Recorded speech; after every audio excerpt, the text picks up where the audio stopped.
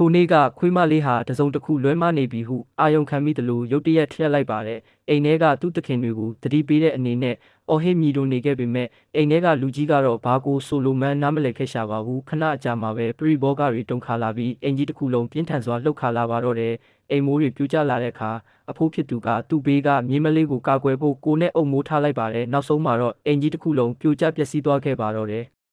ခွေးမလေးဟာသူ့သခင်တွေအန္တရာယ်ရှိနေတာကိုသိတဲ့အတွက်တွန့်ဆုတ်မနေပဲအပြက်စီးပုံတွေကြားကိုသူ့လက်သေးတွေနဲ့တူးဆော့ပါတော့တယ်သူ့လက်တွေကနေသွေးတွေဆူရွှဲတဲ့အထိဖြစ်လာပေမဲ့သူအရှုံးမပေးခဲ့ပါဘူးသူ့ရဲ့ခွေးကလေး၃ကောင်ကိုပါခေါ်ပြီးဝိုင်းကူတူးခိုင်းပါတယ်မြေကြီးအောက်ကအဖိုးဖြစ်သူကိုနိုးထစေခြင်းတဲ့အတွက်အပြက်စီးပုံတွေစီမှာအဆက်မပြတ်အော်ဟစ်မြည်လို့နေခဲ့ပါတယ်အပြင်ကခွေးရဲ့အတန်ကိုကြားရတဲ့အခါမြေကြီးအောက်မှာတတိလစ်နေတဲ့မြေးမလေးနိုးလာခဲ့ပါတယ်သူကဘေးမှာတတိလစ်နေတဲ့အဖိုးကိုလှုပ်နိုးပေမဲ့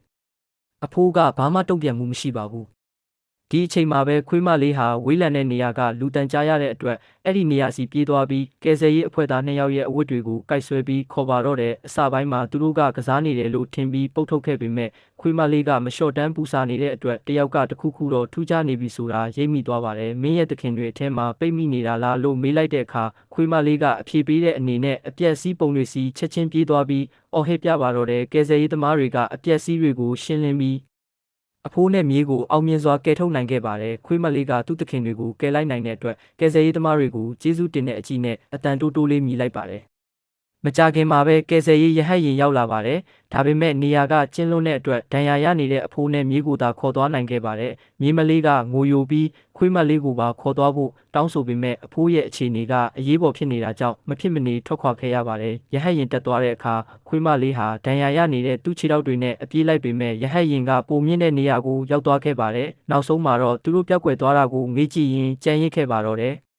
ခွေးမလေးကသူ့သခင်တွေပြန်လာမယ်လို့ယုံကြည်တဲ့အတွက်နေရောညပါအပြက်စီးပုံတွေကြားမှာပဲစောင့်ဆိုင်းနေခဲ့ပါတယ်။လအနှဲငယ်ကြာတဲ့အခါမိသားစုပြန်လာတဲ့အခါမြေးမလေးကခွေးမလေးရဲ့နာမည်ကိုခေါ်ပေမဲ့ဘယ်နေရာမှရှာမတွေ့ခဲ့ပါဘူး။သူမအလွန်နှောင့်နှက်ရပြီးစိတ်တက်ကြနေချိန်မှာပဲရင်းနှီးတဲ့ခွေးဟောင်တန်တစ်ခုကိုကြားလိုက်ရပါတယ်။အဲ့ဒါကသူ့ရဲ့ခွေးကလေးတစ်ကောင်မှာမြေးမလေးကဝမ်းသာအားရပြေးသွားလိုက်တဲ့အခါကြံတဲ့ခွေးကလေး2ကောင်မှပေါ်လာပါတယ်။ခွေးကလေးတွေကကျမ်းမာရေးကောင်းပေမဲ့သူတို့ရဲ့မိခင်ကိုတော့မတွေ့ရပါဘူး။သူမစိတ်ပြတ်အားငယ်နေချိန်မှာပဲပိန်လီပြီးညစ်ပေနေတဲ့ခွေးမလေးတစ်ကောင်ခက်ကော့ကော့ရှောက်လာတာကိုတွေ့လိုက်ရပါတယ်။ဒါကတော့လပေါင်းများစွာတစ္ဆာရှိစောင့်နေခဲ့တဲ့ခွေးမလေးပါပဲ။မြေးမလေးကပြေးဖက်ပြီးငိုကြွေးလိုက်တဲ့အခါခွေးမလေးရဲ့မျက်ဝန်းတွေကနေလည်းမျက်ရည်တွေစီးကျလာပါတယ်။ဒီလပေါင်းများစွာခွဲခွာနေရတဲ့အချိန်ခွေးမလေးဟာသူရှာရတဲ့အစားအစာတွေကိုသူ့သားလေးတွေကိုပဲကျွေးပြီးသူကိုယ်တိုင်တော့ဗိုက်စားတဲ့တန်ကိုတီးခံခဲ့တာပါ